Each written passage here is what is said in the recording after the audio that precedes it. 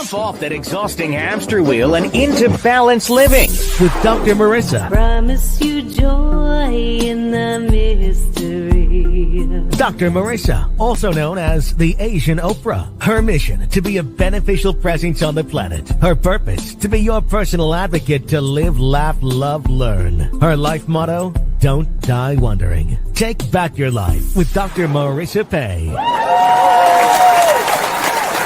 And welcome. You are tuned into Take My Advice. I'm not using it. Get Balanced with Dr. Marissa, the morning show here on KCAA, NBC News radio station, AM 1050, FM 102.3, FM 106.5, and streaming everywhere.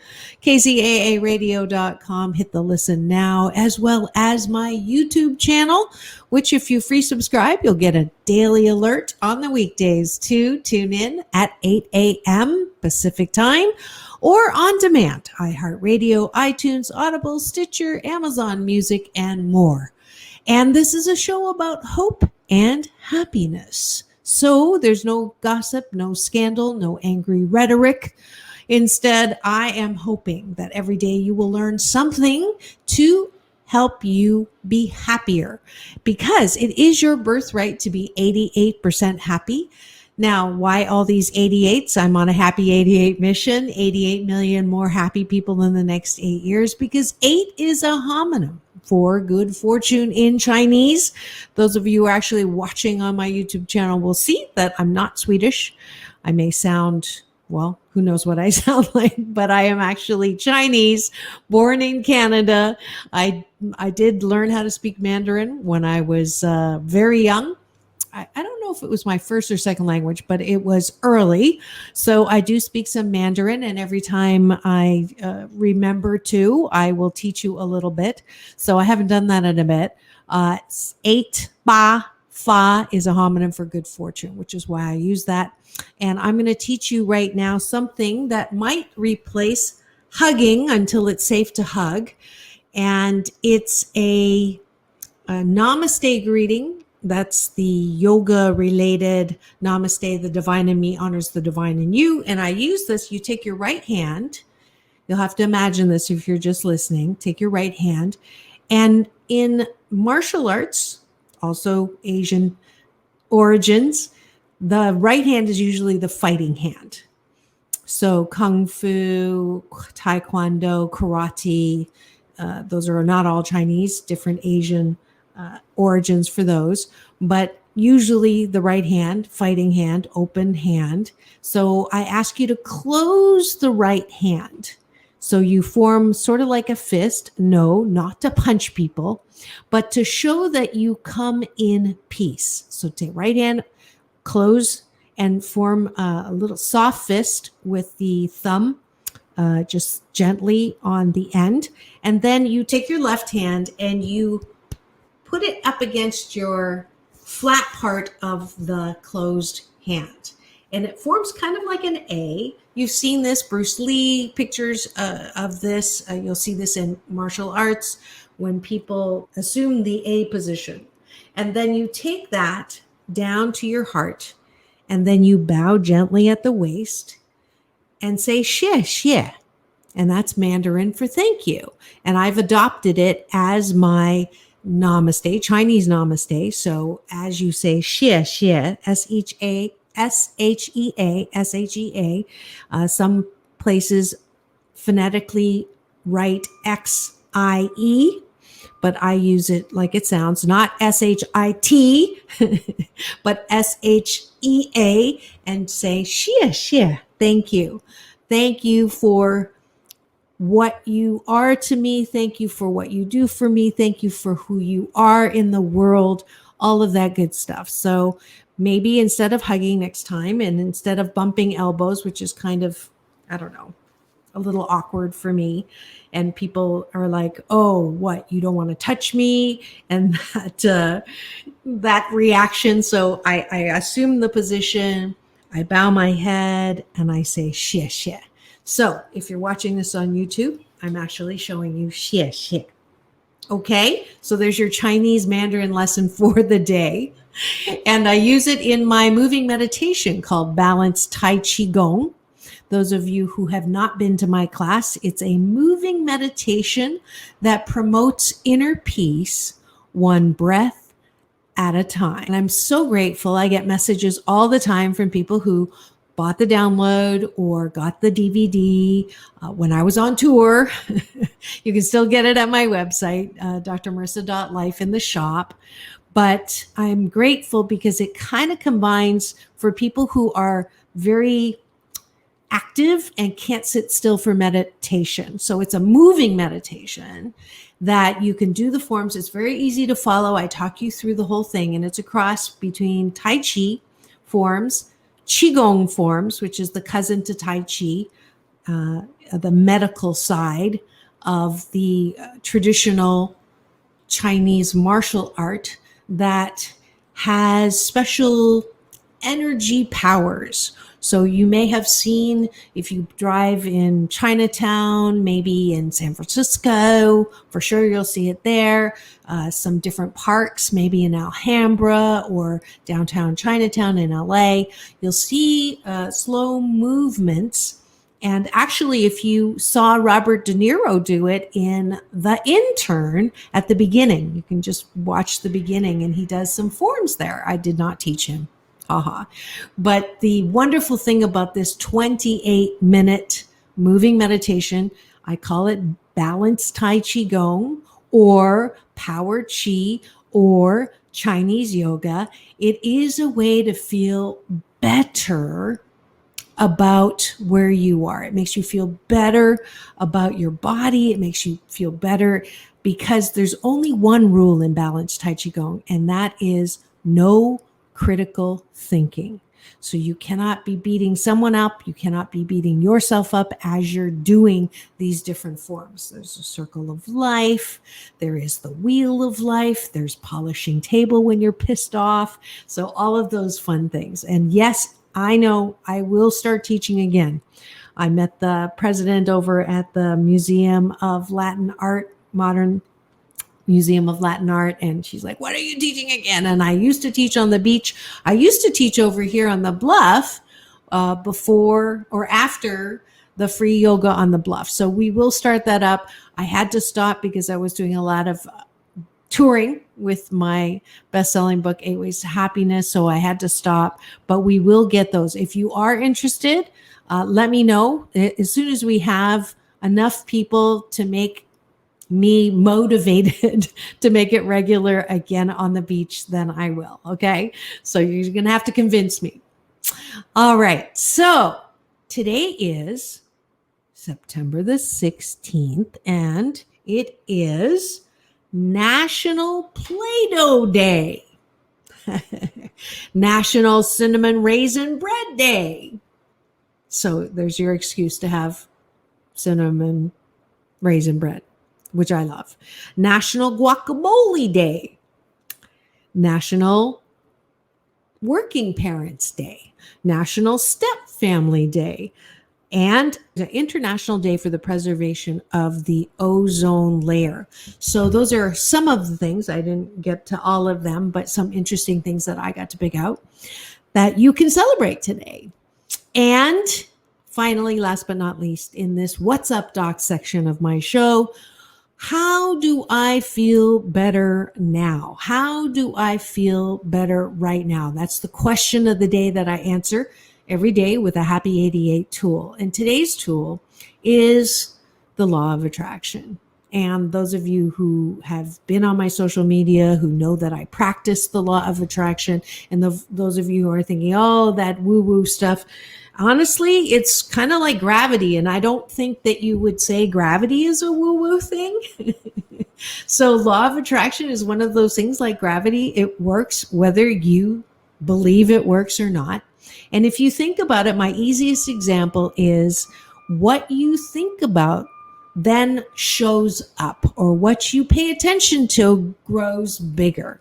So when you think about buying a new car, and I'm sure this has happened to just about everyone unless you're underage, in which case think of something else. Maybe a game that you wanted to buy, or a food that you were thinking of having, or maybe you think about someone that you haven't thought about in a long time. The next thing you know, the phone rings and it's them.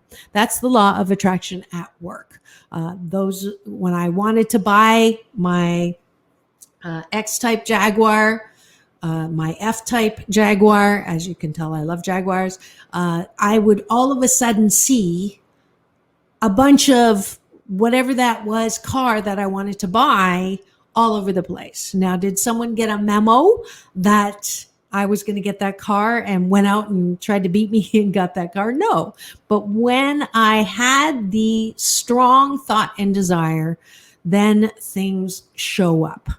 So if you're watching the news, which I tell you, unless you are tuned into this news and on my own location, which brings out the best in people and good news as much as possible, then you're probably focused on what's bad. And then guess what? What's bad will show itself to you. That's the law of attraction. It's very impersonal. It's not out to get you, but it is the power of our focus, the power of our thought. So my challenge to you today is I want you to make a list of 3 things, 3 or 4 or 8, because you know why 8. Just a list of things that don't cost money, but when you see them, you smile. So beautiful flowers, cute dogs, cute babies, an easy parking spot, easy flowing traffic, things that don't cost money but make you smile. So write those down. When I found this exercise, I just listened to it. Abraham Hicks has free videos on YouTube that you can start to listen to.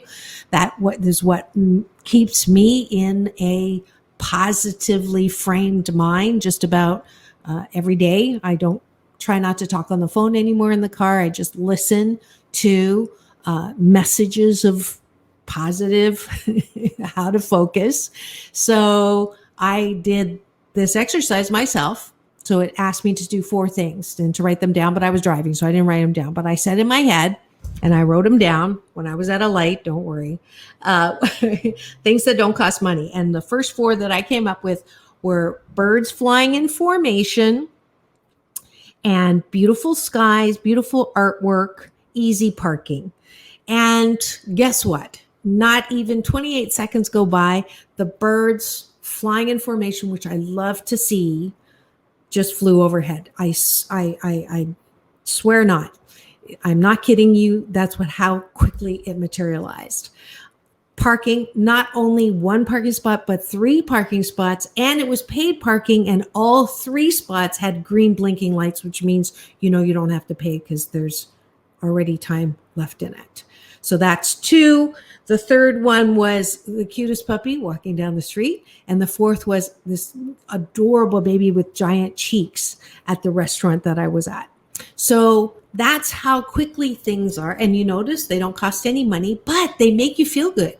And a lot of the things that we think we want really are because we want to feel good, right? That new dress, that new car, that new house. And you can get that same feeling of feeling good with little things.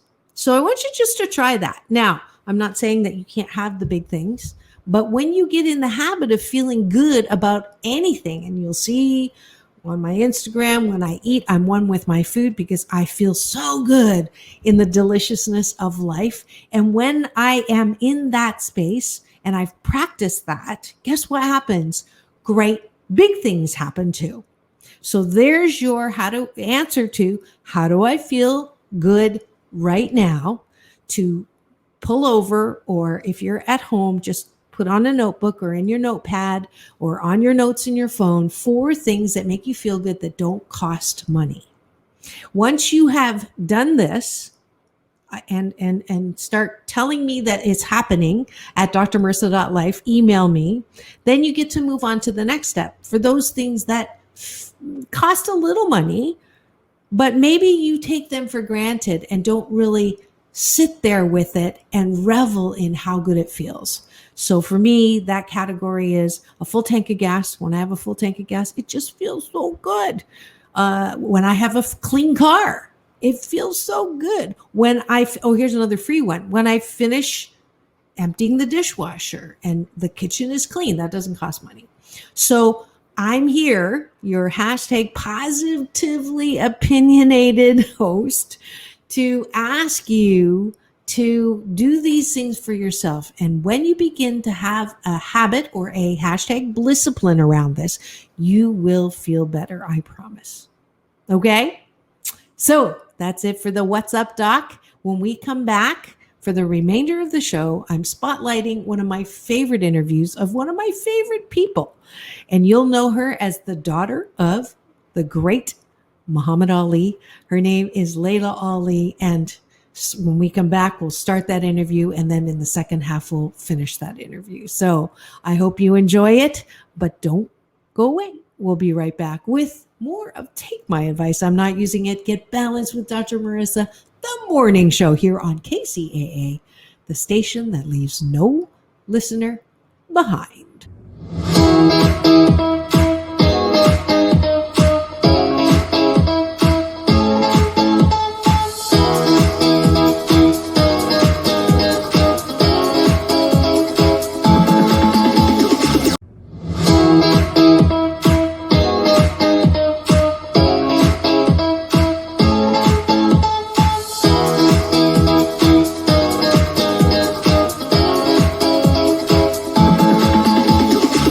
Take back your life with Dr. Marissa Pay.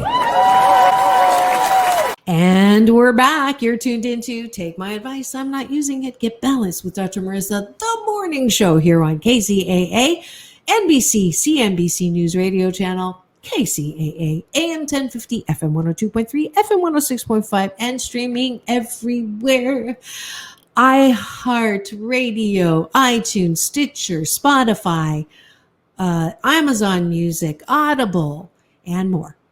So you can always get my past 532 shows on 489 consecutive weeks, but who's counting, on my YouTube channel. Free subscribe. You'll also get my red carpet playlist there that houses my interviews with fabulous stars like Larry Wilcox from Chips, Lieutenant Uhura from Star Trek, Marianne from Gilligan's Island, Beloved, who's on the other side right now, John Travolta, Halle Berry, Quincy Jones. So you can get that all from my free subscribe YouTube channel. And as promised today, for the rest of the show, I am spotlighting one of my favorite guests who was on in the new year. It was my New Year's show, Laila Ali, the incredible, powerful, 4-time boxing medal winner, Laila Ali, who has taken her life and just proven that you can do anything you put your mind and heart to. And if my guest for this show wasn't special enough, Laila Ali, I also made it one of my Radio for Our Deaf Community series interviews, which means that I brought a staff interpreter to come and do the interview with American Sign Language. So please do pause right now if you're watching after on my YouTube and go and share this with any of your friends who know people who know American Sign Language. So enjoy. And thank you so much to Lola Shadadi today, who is interpreting, making this a special Radio for Our Deaf Community series. And the reason why I'm doing that is because I have a very special guest today. And that is Laila Ali, a world-class athlete, fitness and wellness expert, TV host, cooking enthusiast, founder of the Laila Ali lifestyle brand, and mother of 2. She's the daughter and late beloved global icon and humanitarian Muhammad Ali. She's also herself a 4-time undefeated boxing world champion whose stellar record includes 24 wins, 21 of which were knockouts, and 0 losses. Laila is heralded as the most successful female in the history of women's boxing. So you can see she didn't fall far from that tree. She's a familiar face on TV, including last night. I know you all saw Celebrity Apprentice, Dancing with the Stars, CBS Sports Network, Chopped, which she won, and my daughters were very impressed with that. Late Night Chef Fight, and she's been a guest on Rachel Ray and Steve Harvey. For multiple seasons, she hosted ABC syndicated Everyday Health, co-hosted American Gladiators, and CBS All In with Laila Ali. In 2012, when women's boxing was included in the Olympics for the first time, Laila was the first woman in history to provide expert commentary for NBC Sports. She's a past president of Women's Sports Foundation, also a major voice for the 40th anniversary of Title IX, which has protected women's rights to be included and treated equality in collegiate sports. Spokesperson for Subway and Kohl's. I could go on and on and on, but then there wouldn't be time for me to talk to her on the show. So please welcome, without further ado, Laila Ali.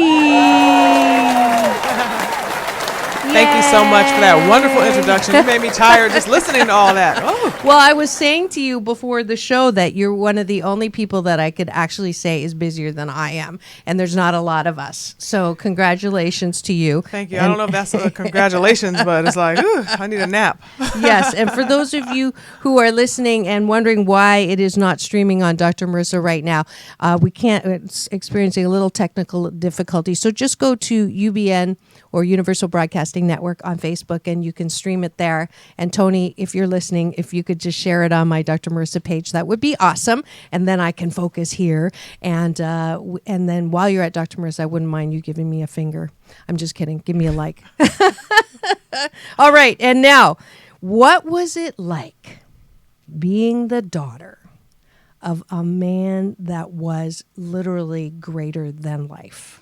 Well, I don't know any other life other than my own, and obviously it was wonderful. I mean, I didn't have any complaints. My father is not only a great athlete, one of the greatest athletes in the world. He's also a great man. I hold him on the highest pedestal. He was a wonderful father. And recently, we all mourned his loss together. Yeah. The entire world did all together, but he's in a better place now. Yep. So, but I mean, it was a great experience having him as a role model. And he really shaped my values and my morals. And he's a big part of who I am today. So. Absolutely. He's there with my dad, too. They're having a good time right now. Yeah.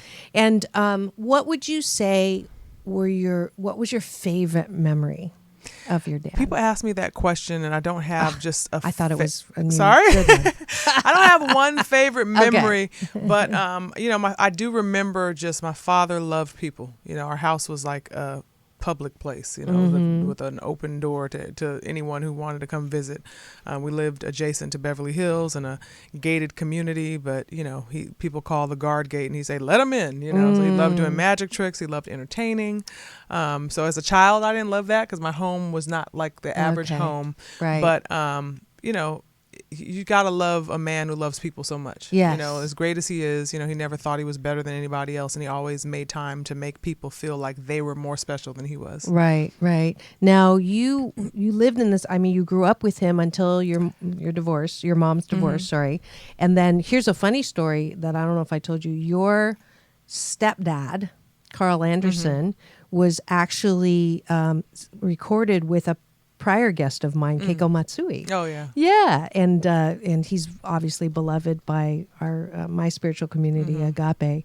But so once you divorced, you stayed with your mom. How often did you get to see your dad? When my parents divorced, I pretty much saw my father. My father moved out of Los Angeles, so I saw my parents. I saw my father when he came in town or when we'd go visit. But I didn't. I was a mom's girl, so it affected my sister more than me. I never remember feeling like, I don't see my dad enough. Okay, Yeah. so it wasn't tough for you. No. No, my dad. I don't see him as often. Or when he came around, It was fine. It was good. It was good. We'll be back with more of my fabulous interview with the incredible powerhouse Laila Ali when we come back from this news break here on Take My Advice. I'm Not Using It. Get Balanced with Dr. Marissa, the morning show here on KCAA, the station that leaves no listener behind.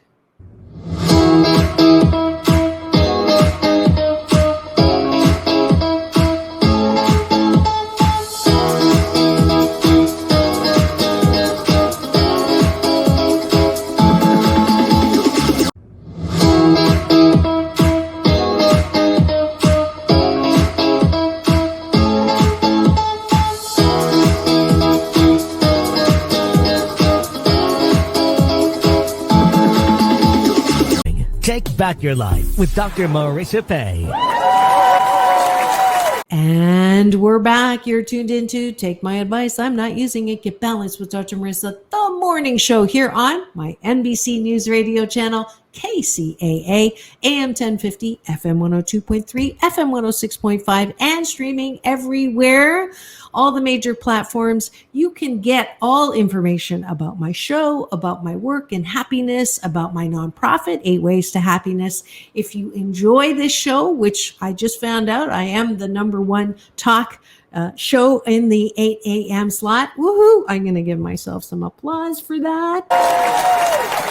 On the #1 talk station, KCAA, in the Inland Empire. So the competitive side of me is absolutely super happy, especially since I did not let the numbers drop from the amazing Stephanie Miller, who is before me.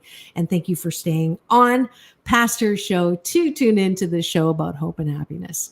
And we're going to continue with my spotlight interview with Laila Ali, the daughter of the late, great, amazing Muhammad Ali. Enjoy. Now, what happened when you told him you wanted to box? I decided that I wanted to box when I first saw women's boxing on television. A lot of people assume that, oh, she following her father's footsteps. You know, I was in the gym with him growing up, and it wasn't like that. I never wanted to box until I saw women boxing with my own 2 eyes, and I didn't know about it. I was like, wow, women box? Yeah. And as soon as I saw it, I wanted to do it. Right. I started pretty much training in secrecy. I didn't tell anyone because I wanted to figure out if it's something I really wanted to do or not, or if I had the talent to do. I didn't want to embarrass. I understood what was going to happen if Muhammad Ali's youngest daughter, made public that I was going to become a boxer. So I wanted to make sure this was the path that I wanted to go down. Right. It also was hard because I never wanted to live my life publicly. So it was a turmoil within myself. Like, wow, if I do this, then I'm going to have to live my life publicly. Right. I knew I'd be successful at it, if I went forward with it. So, but I decided to go for it. It's what my heart wanted to do. And once I was sure, I told my father, and he had already heard through the grapevine that I was training. Yeah. And he said, is it true? Are you going to box? And I said, yeah, Dad, I'm going to box. And he tried to talk me out of it every way that he could. Why? Indirectly, though. Why? He said, well, you can really get hurt. And I said, yeah, I know. And he said, the whole world's going to be watching you. It's going to be a lot of pressure on you. I said, yeah, I know. And he said, what happens if you get knocked down? I said, well, I'm going to get back up just like you did, And so he went through it. He never said, don't do it, because he knows me. Yeah. He knows I'm like, just like him. He's like, don't tell me not to do it. That's not going to do anything to make me mad. Yeah. And make you want to do it more. Yeah, exactly. Well, that's why we're sisters. Yeah, exactly. I'm going to show you I can. Yeah. Tell me don't. Yeah. So, but I already knew that he didn't want me to, because my father was a male chauvinist, for one. He didn't believe that women should be boxing in the first place, because we shouldn't be wearing sports bras and shorts in the ring, even just for something that simple. Wow. Let alone did he want his daughter to get hurt, because he's Muslim. I've never been Muslim. Okay. I rejected the religion at a very young age. Did it make him mad? Yeah. He didn't like that. He didn't like that. But that's why I said he already knew me. He already knew Laila. I'm the same 9-year-old that told Muhammad Ali, who fought for his religion and gave up his career for his religion, that, Dad, I don't want to be Muslim. So I'm the only one out of all of my 9 sisters and brothers that said, hey, this is what it is, bro. Whether you like it or not. And thanks to your genes, right. This is your fault. You brought this on yourself. So he respected me for it, but we bumped heads a lot. On the way up. Yeah. So let's talk about that head bump, literally. There's a lot of people, and myself included, who I have a hard time watching, because the trauma to the head, and then your father, Parkinson's, which they're saying is trauma induced. My mother has Parkinson's. She wasn't a boxer, but most boxers have some kind of brain injury, right? The statistics are pretty high. No, I don't want to say most, but it would make sense that we do. Yeah. Okay. Yeah, for sure. So, one question is, did it bother you watching your father in the ring? No. And let me just say, cut to the chase. Yeah. We're a little crazy. We're a little off. Yeah. To want to box in the first place. Yes. So I cannot sit here and try, and I'm not going to try right. to make sense of it for you and be like, no, it's safe. No, it's okay. No, it's like, every single boxer that's come behind my father looks up to Muhammad Ali, he's the greatest, and knows what the effects of boxing, and we still choose to box. So there's nobody that's going to make us say, oh, I don't want to do it. Right. You as a fighter, you choose to do it. You're going into a sport in the first place. You can die in the ring. You're getting hit in the head. Anything can happen. Yeah. So when you say, this is what I want to do, you know you're taking those risks. Right. Just like anybody else who does any other extreme sport or anything like that. You're like, well, they're crazy. But they're people, we just look at life differently. Yeah, like, this is what I love to do, and this is what I'm going to do. Right. With that being said, now that I'm older, I'm done with my career, I have children, I wouldn't box now, because I'm like, wow, I don't want something to happen to me, because I have people who, look are counting depend on me you and counting on me. So I have a different way of looking at it now, because I do miss boxing sometimes. I just want to go to the gym and spar, meaning train, get in the gym, get in the ring with the guy. I only sparred with men. So why? Get in the ring. Because I'm a big girl. I'm 5'11", 168, 70 pounds. You need to. It's hard to find women your size. So, yeah, but I don't want to get hurt. So I'm like, I think not. I'll just train in the gym, because of the part about getting hurt. It's like, who would want to retire, be okay, but then get hurt because I'm fooling around, working out. Right. So how long was your career boxing? About 10 years. 10 years, and your I'm trying to share on Facebook. Sorry, I'm listening to you. Like we said, I gotta do everything. Yes. Okay. So, so you did it, and you made a conscious decision that I'm done. I've done well. You had no losses, right? So some of your critics have said, well, you didn't fight the people that were really good, or you didn't stay long enough, or all of that. What's your response to those critics? Well, I have, is it 4 or 5? At least 4, maybe 5 world titles. I forget. That's an effect from boxing. Okay. Because I'm super middleweight champ, but I also got a belt at light heavyweight, which I think made it my 5th. And you got to beat world champions to get those belts from those girls. And but it's true, there were a couple of girls that I never fought, or shall I say, never fought me. And only thing you can do is look at the opponents that we have in common, because there was a girl, one in particular, Ann Wolf, who, her and I had a rivalry. We were supposed to fight a few times. Actually, my ex-husband was my boxing promoter at the time, and we actually put her on our undercard, meaning the fight before my fight, to promote our fight, because she finally decided she's finally going to get the nerve to get in the ring with me. Right. And then she fell out again after that. Like, I wouldn't put somebody on my undercard and promote them for people to say, hey, are you going to fight her? And me go, no, I'm not going to fight her. She wouldn't fight me. But the story is I wouldn't fight her. Right. But I mean, that's part of the reason I retired, because I got tired of training at an elite level. Because I always came in prepared, no matter who I was fighting, to defend my titles, and getting in there with people who just weren't a challenge to me. And you just get tired of it. And then I got tired of the people who keep saying I don't want to fight them, but they really won't fight me. I can't make them fight. I've always been capable of doing so much more. Had so many other things that I want to do outside of boxing. So when it got to the point where I just got bored with it and I wasn't inspired anymore, I went and I got the titles from all the champions. Then it's now what's left. And just for people, most of the people listening right now don't follow boxing or women's boxing. So that I'm aware of. And there are so many talented women in boxing, just not in my weight class. My weight class was 168 super middleweight. You just look, the average woman who's lean and fit is not going to be 168. So most women would be more around the 140. They had so much talent in that weight class, but in my weight class, it was a lot harder for me to find fights. So I don't want to sit here and make it sound like, oh, I was just so great, I just couldn't find anybody in my weight class. If I was in a different weight class, smaller, then I would have probably had more competition. Not that I wouldn't have beat them too, but I would have had so much more fun doing it. And if you're wondering who I have here in studio, from that last comment, there's no question. This is the daughter of Muhammad Ali, Laila Ali. People seem to forget that. Like, I do have the same blood running through my veins. Trust me. They never saw my best. Never. Even in those fights. Like, my best fights were in the gym with the guys, with the world champion men that I was sparring with. Like, with that's what made the fight so easy for me when I got in there with some of the ladies. Which is like, oh, God, this is boring.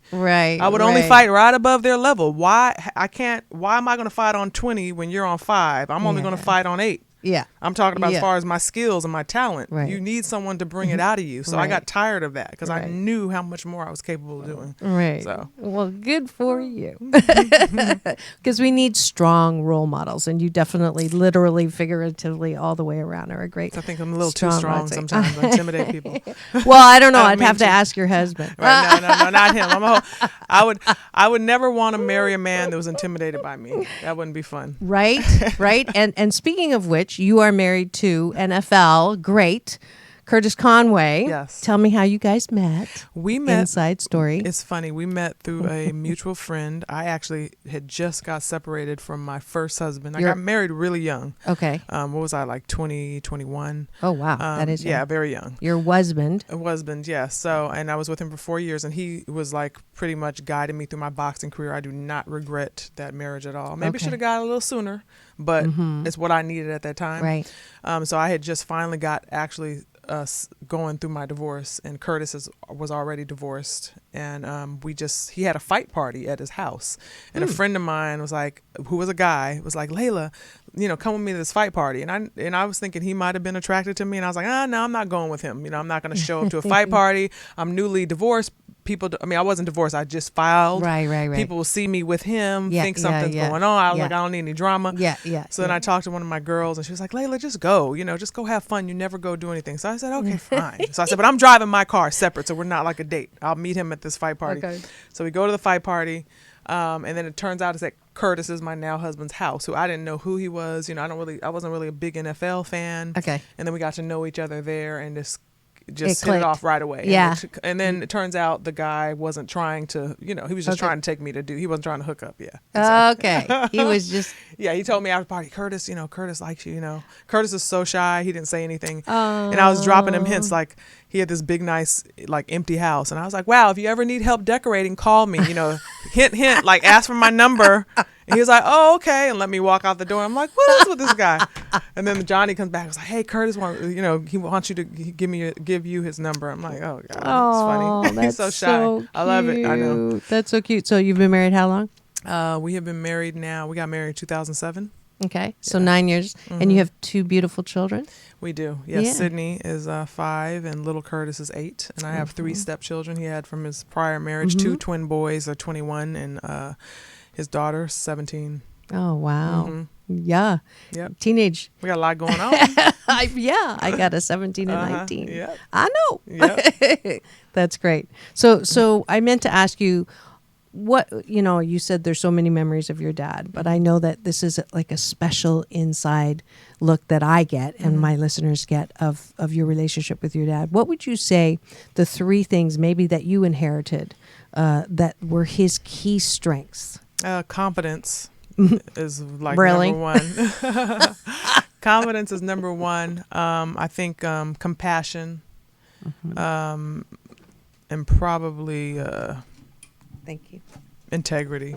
And integrity can mean so many things in so many different ways, but I know who I am and I'm not afraid to let it be known, stand up for myself, and I wish more people would do that. Yeah, especially women. Yeah, I think that people just live in fear of what other people will think or Yeah. what they're going to say and what they're going to do, and Yeah.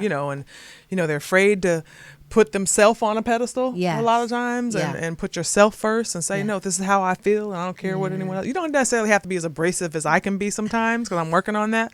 But, we all are the way we are for a reason. I went through a Right. lot growing up that made me, I have a rough edge to myself. That's why I became a boxer in the first place. And I wrote a book about it. My book, Reach, Finding Strength, Spirit, and Personal Power, was just when I decided to start boxing, and there was a lot of naysayers like, oh, she's just trying to use boxing to, as a platform to become a model or to come, because they couldn't believe that I would actually just want to be a fighter. And I'm like, why would I want to box to become a model? That doesn't make any sense. Like, Right. you know what can happen in the ring, like Yeah, how you won't dangerous be it a is. model anymore. Yeah. Yeah. So it took me boxing for 10 years and winning titles for them to say, oh, she's really serious about this. Yeah.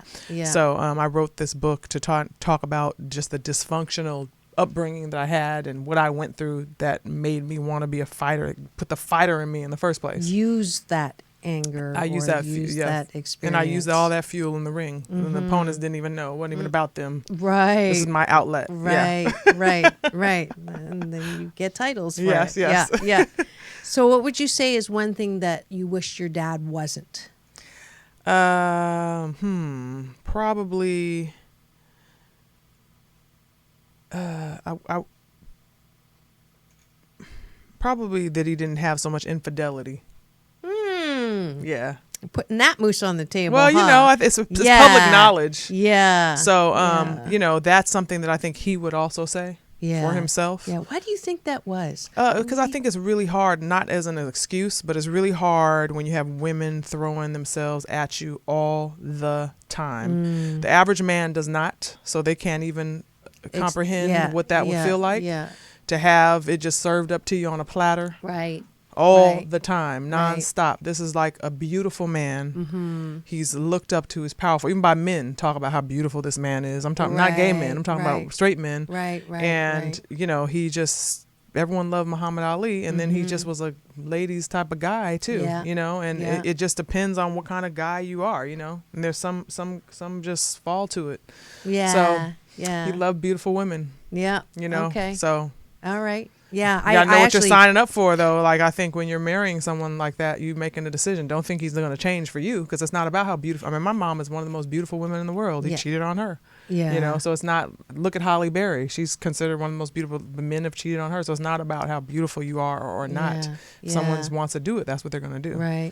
Your mom was good with him? What do you mean? After the divorce? Oh yeah, definitely. Everything you have to love my father. You just can't stay mad at him. So many great things. There's just so many great things about him that even the things that weren't so. Nobody's perfect.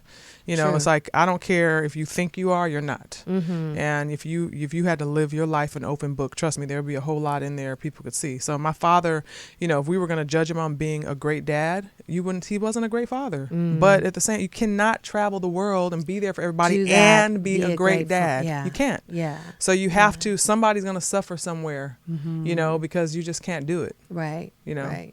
That's a very well-balanced way. It's true. I don't complain about it, but it's true. Like, I didn't feel like I had a dad. Yeah. He was, he's dad, but it wasn't like I could, he wasn't there to, for all the moments and all those things, but I understood why. Right.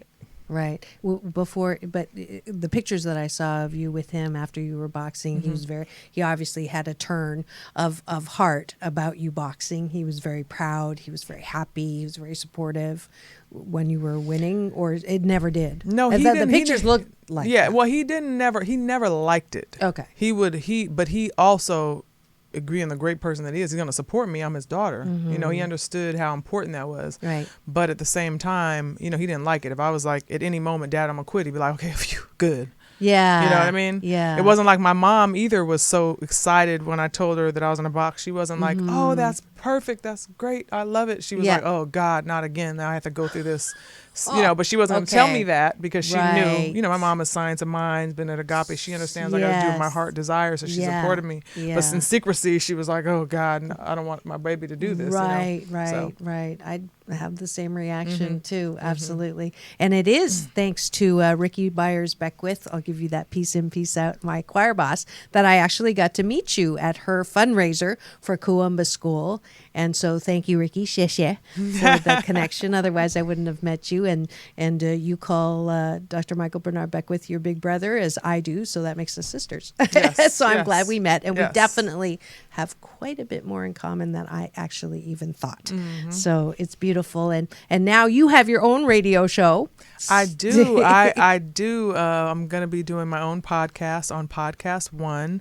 It's called Laila Ali Lifestyle. And it's just an extension of the brand that I've been building. I have the LailaAliLifestyle.com, which is my health, wellness, fitness, becoming great blog. And I'm just going to have an extension of that on the radio. So it's going to be starting January 5th. It's not going to be live like yours. I record until I'm a pro. I ain't trying to go live yet. I ain't there yet, girl. I need a little editing here and there. But and then it'll be available on iTunes. You can subscribe. So I'm excited. I'm excited for it because it's a new venture for me. It's a challenge, which I love. I mean, boxing was my first love. I did that. I'm done. So everything else after that is just kind of, I've been hosting shows and trying to figure out what it was that I was going to be passionate about. Mm-hmm. But I'm really passionate about helping people take control of their life through fitness, health, wellness, nutrition, just holistic health, you know, becoming confident, becoming strong, and kind of going on a journey together. And those are the things that I want to talk about on my show. So even though I would call myself an expert because I have experience and I know more than the average person, I don't know everything. I'm still learning along the way. So I want to invite different guests on just like you. And I'm going to have you on my show also. All right. And, you know, so we just want to go along for the ride together. So, Yay. That sounds great. So how do they find you again? Podcast1.com, or you can go to iTunes and it's Laila Ali Lifestyle and subscribe. Yep. Great. And we are talking to Laila Ali, the beautiful, powerful daughter that didn't fall too far from Muhammad Ali's tree. And now I'm going to take some time to use you as my coach because it is the new year and this is your expertise. And I actually started a group on Facebook called Feel Good and Look Good Naked. I like that. With Dr. Marissa and also with Dr. Lionel King, who you have to meet too. I think we'd be a great threesome. But he's coming on in February. But I wanted to use the momentum of the new year. So I have this little group and, you know, every day I post and I put polls down on why it's so difficult to lose weight or what I'm working on. And so one of the questions that came up is, as you're losing weight, how do you tone? How do you keep, you know, the sag? Because I'm hoping for some sag because I'm hoping to lose lost weight. Yeah, I'm hoping to lose the weight that I've gained. So that's the first question. Well, I think that it's important to do physical exercise and do some toning exercises. There's so many different ways, of course, to do it. But if you were doing some light weight or if you were using your body weight, right? Right. So not necessarily push-ups, but something like that. That's where you're using your body weight, where you're working your arms and your core, or you're doing planks, or you're doing Pilates or yoga. Whatever it is you're doing, you want to be pushing yourself. You want to be feeling a burn. If you're not feeling a burn, you're not doing anything. So I've seen people at the gym. They like to just say they're going to the gym. They got on their cute outfits and they got on their makeup. And they post it on Facebook like I do. Yeah. But I'm saying they might be with their friend and they're talking and it's a social hour. Yeah. But it's like if you're really working, you're not going to be able to do that. So you need to at least spend a little bit of time focus and actually pushing yourself because that's how you change your body. That burn is the change that's actually happening. So there's so many different ways to do it. Always amazed whenever I listen to this interview again at just how powerful and beautiful and amazing Laila Ali is and how grateful I am that I got to meet her, not only meet her, but become friends through Agape and my big brother, Michael Bernard Beckwith, who she loves almost as much as I do. But I'm proud to call her my friend. And you can find her, LailaAli.com. She's got food, spices. She's got a fabulous Instagram, The Real Laila Ali channel to watch her cooking and her family, and just amazing. Just so follow her, find her, be inspired by her. And you can catch the rest of that interview on my YouTube channel. Free subscribe there. Enjoy everything that's on there, especially my new short film. I spotlighted that yesterday, the new PPP, Post-Pandemic Possibilities. It's being rolled out now. If you have an organization that is looking for hope and happiness during this recovery from the pandemic that hurt us all, but it wasn't personal. We're just learning how to develop some recovery skills, all of us individually and collectively, then do contact me. The film is free on YouTube. Just put Dr. Marissa and PPP. And I would love to talk to you about showing it. I have a participant's guide to talk about what we can do to impact some of the ideas that I had on there, the what if, where school is an experimental playground instead of a forcing minors into a major that they don't necessarily like or understand. So contact me, drmarissa.life. Also, if you enjoy these shows and you want to be a sponsor and have your product or service endorsed or a new book, contact me for very affordable rates. And finally, please, if you enjoy what you hear here, then my nonprofit registered 501c, you can donate money and you'll get free gifts when you do, whether it's my 8 Ways to Happiness from Wherever You Are book that hit 8 bestseller lists. And I promise if you do the exercises in there, you'll never hate yourself the same way again. Or my children's book, Mommy, What Are Feelings? Where every feeling has a taste, touch, sight, and sound.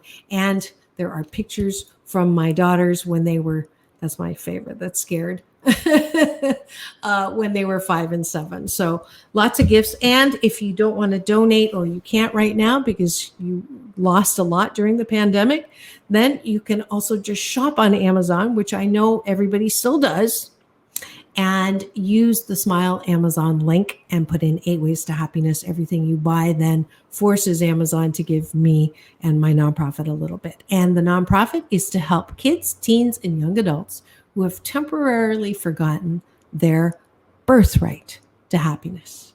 So thank you for supporting 8 Ways to Happiness and my Happy 88 mission. 88 million more happy people in the next 8 years. That's it for today's show. You have been tuned in to Take My Advice, I'm Not Using It, Get Balanced with Dr. Marissa, reporting live from my living room, reminding you that it's all about balance. Peace in, peace out, world peace through inner peace.